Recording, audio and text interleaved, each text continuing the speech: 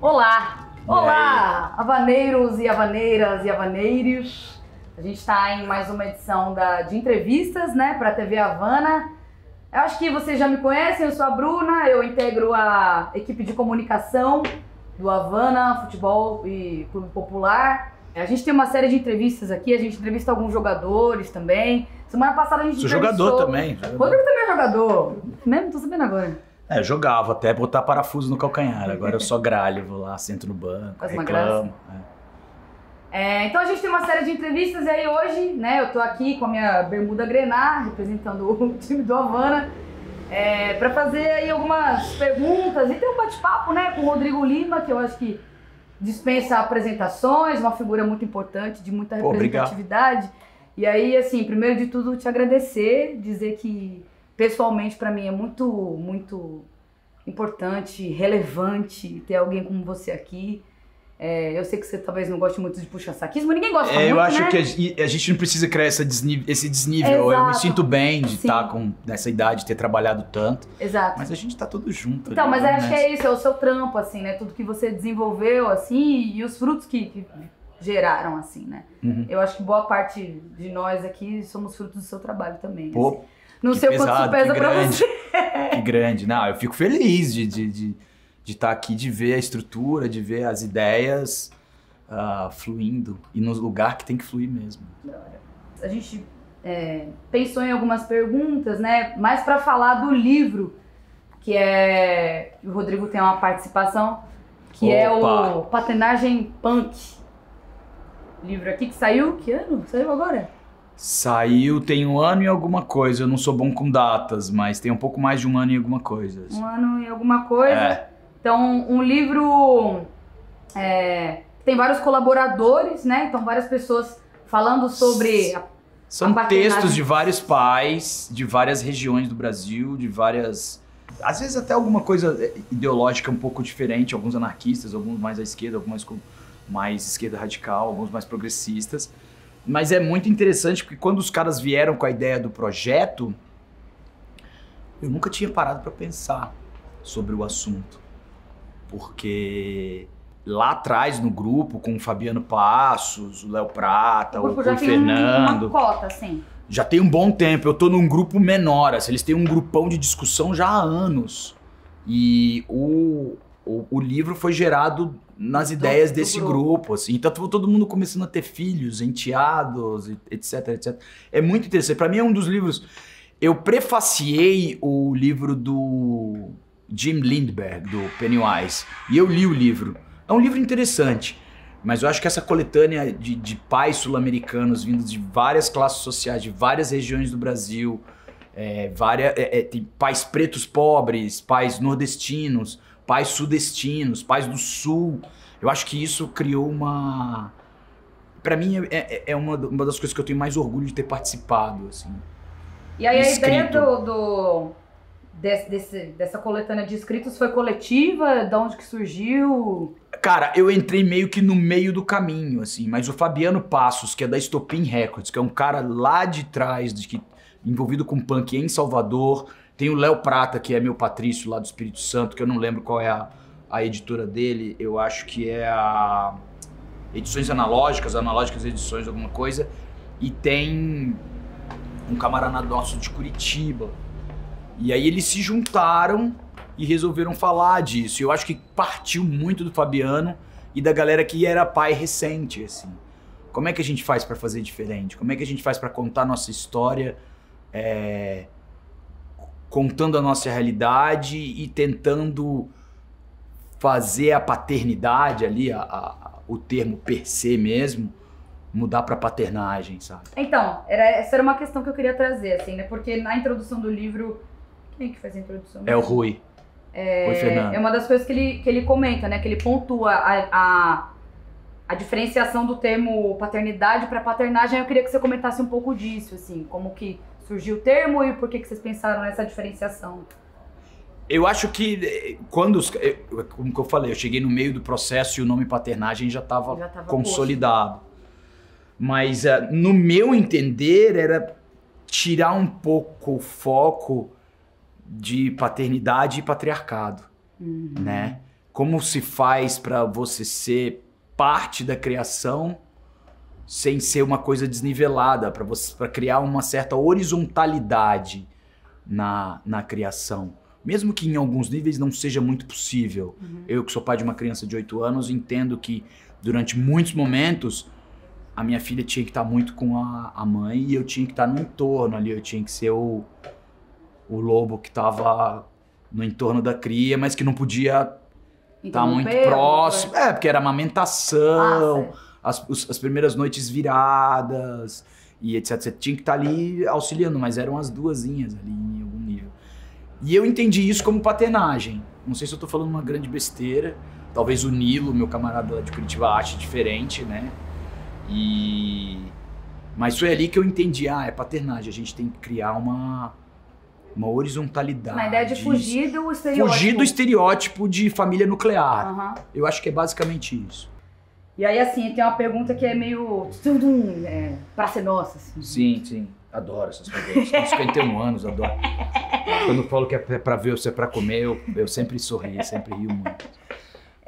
Ser pai é punk e é tão simples como 3 acordes?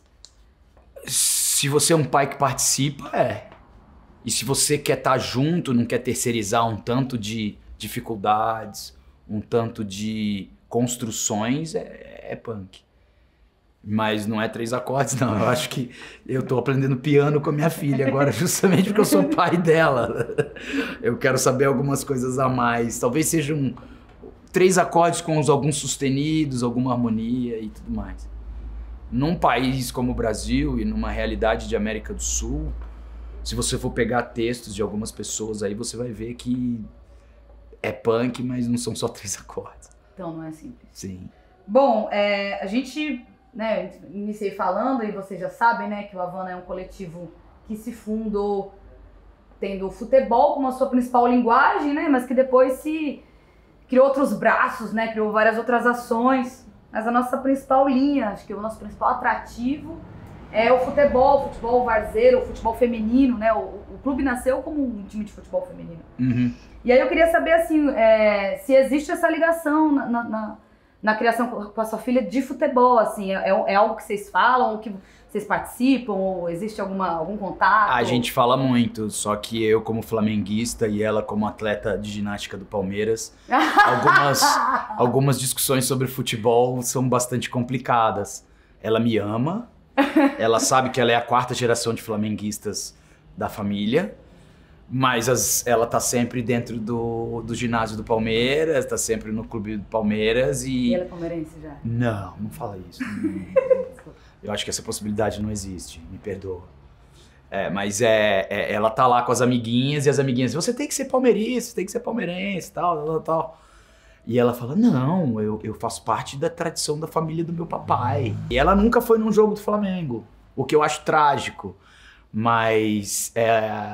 Quando a gente fala de futebol em casa, a minha esposa é vascaína, então ela é muito colada com os palmeirenses, a gente fala de uma forma... Não tem pressão, ela é flamenguista e acabou. Claro. Entendeu? Mas quando a gente fala de futebol, a mãe fala do Vasco, fala do que ela sente do Vasco, conta um pouco da história do Vasco. Eu falo sobre as glórias do Flamengo, sobre Gabriéis, Zicos, Adílios... E Fios Maravilhas e tal. Então a discussão é leve e engraçada porque ela entende um pouco de futebol, porque os amiguinhos do colégio amam futebol, as amiguinhas também, e são todos da região e gostam do Palmeiras. Mas ela, com muita leveza, ela sempre fala, não, eu gosto de estar aqui, de estar na vizinhança do Palmeiras, mas eu sou flamenguista. Mas é coisa da criação, né? Uma coisa da criação. Queria puxar esse gancho, né? E talvez aí falar um pouco do Dead Fish. Não sei se você queria falar disso. Não, vamos nessa. Desculpa se não queria. Não, tudo bem, qualquer coisa eu falo menos. Não tem problema. Mas puxando aí pro último álbum, que é o Labirinto da Memória. Labirinto da Memória. Labirinto da Memória. Sim. Escutei esses dias, aliás. E aí eu senti uma coisa bem Putz, você fala muito de criação, você fala bastante de passado, da relação com seu pai também. Com meu pai, com a minha Né? filha, com o meu bairro, Senti muito com a essa... minha cidade. Sim, senti bastante isso, assim. Aí tem a música que é Aos Poucos. É dedicada pra tua filha. É pra minha filha. Tem um verso que você fala, estou aqui pra te proteger, foi isso que disseram pra mim. E aí, Porque esse foi o primeiro impacto da minha... Eu perdi o parto da minha filha. Foi um eu negócio li terrível. isso, né? Tem isso no prefácio do livro do Jim Lindbergh. Aham. E eu lembro que eu achava que estava super preparado. Nós fizemos uma coisa de ter um parto normal e natural e cheio de empoderamento. E eu no dia não tava. Ela teve que se virar, a mãe teve que se virar sozinha com uma doula, que foi muito legal, etc, etc. Mas eu lembro do primeiro impacto de pegar minha filha no colo e eu falar: eu tô aqui pra te proteger, mas eu não faço a mínima ideia do que seja isso. E agora, né? E essa primeira frase eu acho que abre a música com motivo, porque no final eu vou falar, vou te dar o meu melhor da minha neurose. Eu vou tentar ser o melhor que eu puder dentro daquilo que eu posso te oferecer, sabe? Dentro do Paternagem Punk, se você for ler os textos, é muito sobre isso. As pessoas estão dando o melhor que elas podem dar nas suas próprias realidades, entendeu? E eu lembro, a mãe a minha companheira, a Giovana, que ela é psicóloga, e eu lembro de eu escrevendo a música e ela falando assim, cara, é exatamente isso.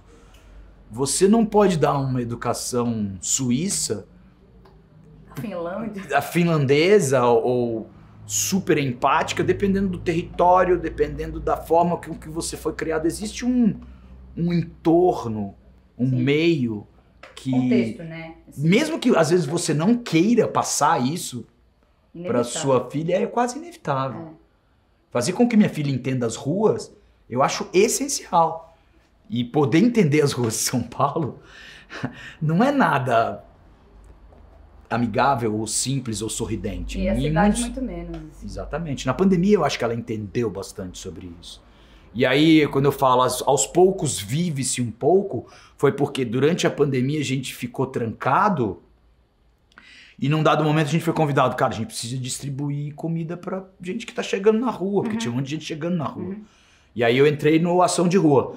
E ela ia com a gente, porque não tinha com quem, a gente botava uma máscara, né? E foi isso, a estrutura dessa música veio dessa vivência. E assim que é e assim será, que fecha. Quando você fala da neurose, assim, então é isso, fazer o máximo que eu consigo fazer? Eu fiquei meio empolgada com a palavra. Fazer assim. o possível. Você falou bastante de neurose aqui também. Eu sou absolutamente neurótico. Né? As pessoas devem perceber isso, acho que no conjunto da obra do Dead Fish, assim, absolutamente. E eu não tenho problema com isso. Eu fiz terapia para entender isso. E eu acho que eu vou passar um tanto de coisa que é muito importante para a educação dela, mas eu também vou passar um tanto de vício horrível que eu tive com a criação com meu pai, Sim. que foi um cara que lutou contra a ditadura, que odiava os milicos e que era extremamente agressivo e violento. Eu tenho isso dentro da minha epiderme. Isso você cita Mas um pouco em algum momento ela vai falar assim, pai, eu não preciso disso. Porque a criação que a gente tem, ela é muito olho no olho. Ela fala, cara, ô meu... Ela não tem o meu sotaque, é o sotaque da mãe. Ô meu, menos pai. Ela já com 8 anos fala isso, eu não preciso disso. Vamos tentar fazer de outro jeito? Chegar em algum outro lugar de outro jeito? Aí eu falo, desculpa, acho que eu tô sendo um pouco neurótico de guerra. Ou neurótico, não sei. Eu falei do futebol e eu queria puxar um pouco pra... Que é uma coisa que você fala no livro também, do contato com a mídia, assim, do celular. Eu tenho horror a isso. Então, mas aí como que é, assim? Como que tem sido? Quais são as práticas, assim, que vocês resolveram adotar? Grosso modo, deu muito errado. Porque veio uma pandemia. E a minha filha absolutamente detestava estar sentada, porque ela já era uma menina coletiva, ela já conhecia as Carmelas, os Dantes, os Brunos da sala dela, ela queria... E uma das provas de que o comunismo é uma coisa radical é um jardim de infância. Porque as crianças aprendem dividindo, compartilhando tudo. Inclusive as tristezas, Sim. inclusive as frustrações. Sim. E aí ela tava de frente para uma tela e eu tenho horror a mídias sociais. Eu estou nas mídias sociais porque eu acho que eu preciso estar lá. Sim. Mas eu não sou um usuário. Eu prefiro andar de skate, eu prefiro estar com os meus amigos no Havana Club. Mas num dado momento ela teve que estar numa tela porque ela estava confinada. E aí ela descobriu um tanto de coisas, assim. E descobriu um tanto de coisas que eu, no meu pessoal, não eram legais, assim. Coisas no YouTube, crianças influencers de YouTube, que vendiam produtos e etc. Mas eu tentava, de alguma forma, dar o meu ponto de vista e falar, isso aí não é tão legal. E aí não funcionou muito bem. Eu acho que agora, não sei se a pandemia, a Covid tá aí, né? Agora tá todo mundo vacinado. Mas pós aqueles primeiros anos de pandemia, pós o genocídio, pós as 700, quase 1 milhão de mortes, a gente começou a entender que ela poderia se tornar uma atleta de ginástica, que ela pode pedalar comigo, que ela pode ter outras experiências. Durante a pandemia, a única possibilidade dela de contato com o universo foi tela. E hoje em dia ela vê, eu esqueci o nome agora da novelinha do SBT que tem na Netflix. Não sei. Chiquititas? Não, é o do colégio, que tem o Cirilo, que tem a Maria Joaquina. Não. Carrossel. Ela vê Carrossel. No SBT? Não é no SBT, é na Netflix. E aí eu fico tentando ver quais eram os vícios, porque eu vi os Trapalhões pra caramba, eu vi um tanto de coisa que, pô, tinha um tanto de forçação de barra. Pra hoje é complicado. Sim. Mas aí eu vejo e a mãe fala, ela tá acompanhando como você acompanhava o Spectrum Man e o Sítio do Capão Amarelo pós-escola. Ela chega da escola, ela pede, posso ficar? A gente fala, beleza. Eu sou meio, 10 minutos, mano. Aí a mãe fala, deixa ela curtir um pouco. Deixa ela chill out, assim, dar uma... Mas, porque às vezes é um momento também de... E ela tá descobrindo a leitura agora. O meu texto do Paternagem Punk, eu não tinha descoberto que a minha filha é deficiente auditiva. Né? E durante a pandemia a gente descobriu. Meu texto seria absolutamente diferente. O que você falaria? Talvez eu falaria menos de neurose e falasse mais de acolhimento e de uma nova realidade. Você tá compartilhando algumas coisas da sua vivência, né? Assim como no livro e tal. E aí, assim, queria que você, se puder, é meio tenso talvez falar, mas assim, mano, o que fica, assim, né? Que você... A gente tem alguns amigos aqui que vão ser pais daqui a pouco, né? Tenho colegas aí. O Álvaro que eu... Minha amiga Fernanda aí, ó, está gerando uma nova vida, vai chegar daqui a pouco. Que demais. É muito foda. Essa assim. fase é genial, cara, eu amei. Quer dizer, eu não tava nesse corpo, mas eu curti tudo que rolou. E aí, assim, mano, eu queria... Paiê. Menos meu. Menos meu? Paulistana.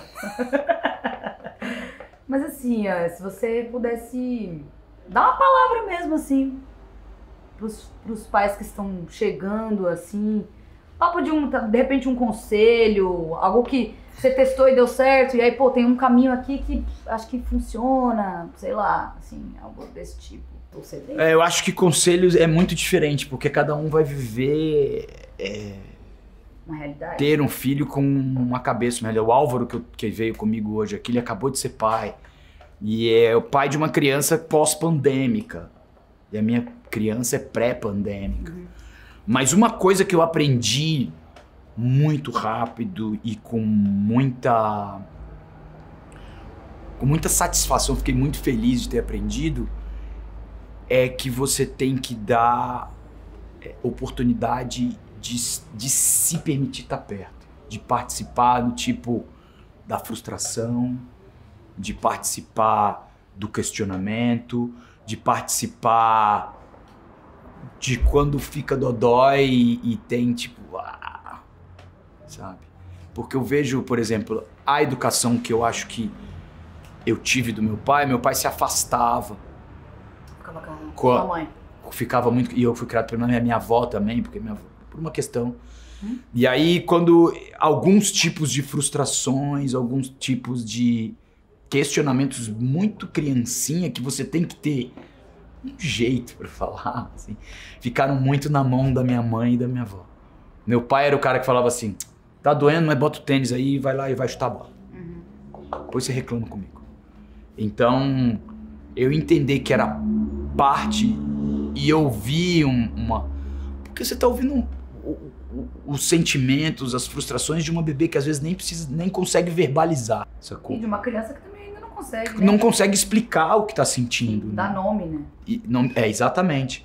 E eu ter entendido e vivido isso foi muito legal. Assim, foi muito... Mudou muito quem eu era, quem eu sou hoje. E o mais legal de se ter um filho num planeta em crise do capitalismo, em crise ecológica, em crise política, é a generosidade de falar, eu vou botar um filho no mundo porque eu acredito na mudança, porque eu acredito no mundo, eu acredito que as coisas não vão ser como estão dizendo que vai ser, sacou? É a coisa mais punk do mundo hoje você botar uma cria no mundo, sabe? E eu acho isso de uma generosidade. Sim. Todos que serão pais e mães são pessoas extremamente generosas, extremamente... corajosas. Otimistas, né? Eu diria. Sim, mano. Otimistas. Sim. E é meio isso. Sim, eu tô meio emocionada, talvez. Eu também.